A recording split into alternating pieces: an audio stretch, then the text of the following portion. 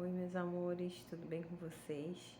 Bom, hoje a gente vai falar sobre o nosso segundo conteúdo do material impresso que vocês receberam, que é o conteúdo sobre a composição das linguagens visuais, né? A, os elementos que compõem essas linguagens visuais.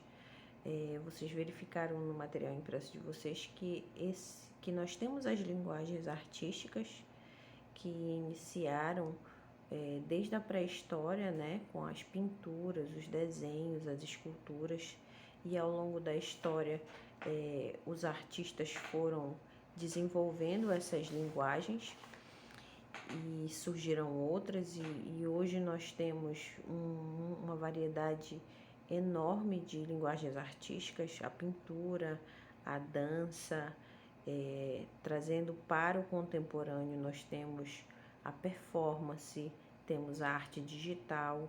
Então são muitas linguagens e cada uma delas tem uma mensagem através dos elementos que constituem ela sempre tem uma mensagem a transmitir. E é aí que os elementos da composição visual entram em cena. São eles que ajudam o artista nessa composição. Se o artista quer emocionar com a obra dele, ele vai utilizar desses elementos. Se ele quer deixar essa obra mais harmoniosa, com energia, ele vai utilizar de elementos como a cor, como as linhas, como a forma. E é isso que a gente vai começar a ver hoje aqui, tá certo? Nós temos vários pintores que trabalharam de forma muito interessante esses elementos da composição visual. O primeiro elemento dessa composição é o ponto. O ponto ele é o inicial, né? E a partir do ponto nós temos esses outros elementos, como a linha, a forma, a textura, né? Nós temos um artista muito conhecido do pós-impressionismo, que é o Georges Seurat. Ele é um artista francês que trabalhou no período do impressionismo e do pós-impressionismo, e a produção dele, gente, é toda trabalhada com o pontilhismo. Essa pintura, ela foi feita toda com micropontos, né? Com pontos utilizando a tinta, são pontos coloridos, e ele faz um esquema de cores para que quando o observador estiver visualizando essa obra, ele consiga montar essa imagem dessa paisagem no globo ocular dele, tá? Se a gente se aproximar muito da pintura, a gente só consegue verificar os pontos, aí precisa se afastar e ampliar a visão, perceber de uma forma mais intensa essa composição com pontos. É uma técnica muito trabalhosa, que requer muita dedicação do artista, e em toda a produção dele ele só conseguiu realizar 13 obras com esse tipo de técnica, né? E são grandes pinturas, não são pinturas pequenas, são quadros bem grandes para a técnica que ele utilizava, que é o pontilhismo, tá certo? E aí nós vamos para as linhas. As linhas, elas ajudam exatamente a textura vir com essa sensação de emoção, de energia, de tristeza. Nós temos vários tipos de linhas que vocês vão verificar aí no material impresso de vocês. As linhas retas, ondulosas, as mistas, né? E cada uma delas tentam dar essa sensação de movimento, de intensidade, né? Quando o artista necessita. Não é só na pintura e no desenho, isso também acontece na escultura, na gravura, né? Até mesmo no vídeo, quando se produz propagandas, filmes, é muito utilizado essas linguagens para emitir essa mensagem, tá? Um exemplo de linhas aqui que ajuda muito na mensagem é essa obra do Mush, que é o grito, né? Que é um momento tenso. Essa é uma obra muito conhecida, muito famosa, do Edvard Munch, e fala exatamente desse momento em que o nome da obra, O Grito, tem muitas histórias por trás dessa pintura, mas a grande questão aqui é esse barulho ou a mensagem que esse grito está ecoando e que o artista utiliza dessas linguagens para reforçar essa mensagem, né? Nós vemos o personagem central aqui,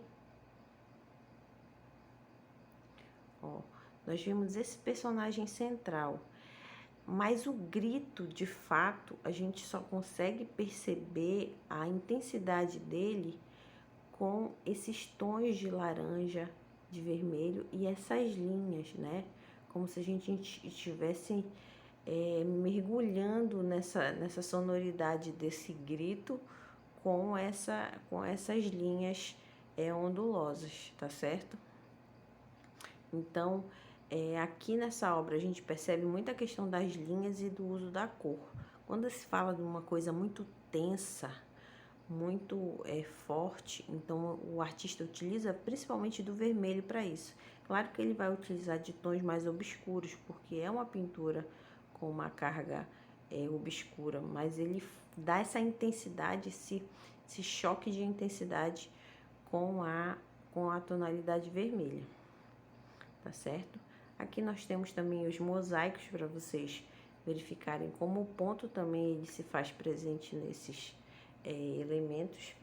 E aqui nós temos um guitarrista, o velho guitarrista cego, que é uma pintura do Picasso, que vocês já visualizaram, que é exatamente um período em que o Picasso trabalha obras muito tristes, com temáticas bem deprimidas, e ele utiliza do azul, é a fase azul dele. Ele utiliza esses tons de azul para reforçar essa mensagem que ele estava buscando na produção dele nesse momento, tá certo?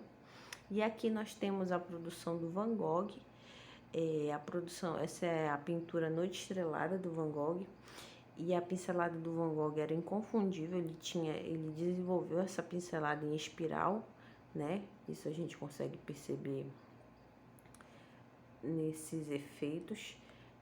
É uma pintura com muita textura, mas a gente não consegue perceber pela imagem, mas vendo a pintura de forma presencial, ao vivo, né? A gente consegue perceber que ela tem muita textura. E essas linhas em forma de giros, né?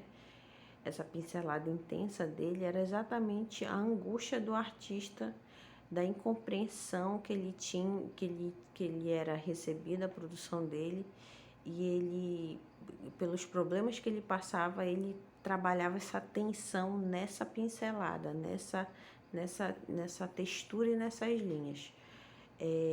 A produção do Van Gogh, a maioria dela, as mais importantes e mais famosas, são as produções no momento que ele estava internado, né, como se fosse um sanatório, por diversas questões de vida. Um momento, a gente não vai se esticar muito na vida do Van Gogh aqui, porque senão a gente vai falar muito, mas a produção dele fala sobre a vida dele, as frustrações que ele já sofreu, muitas questões familiares, e o ápice dessa produção dele, as obras mais importantes são nesse período que ele tentou se matar, e aí ele foi internado num sanatório, e aí ele começou a realizar essas pinturas, tá certo? Bom, esse é o nosso início, que a gente vai começar a falar sobre essas linguagens, dessas composições, elementos da composição visual, né? E em um outro momento a gente vai continuar falando sobre os outros elementos, né? A gente falou muito hoje sobre a linha, sobre o ponto e sobre a textura, mas ainda faltam mais outros elementos, ok?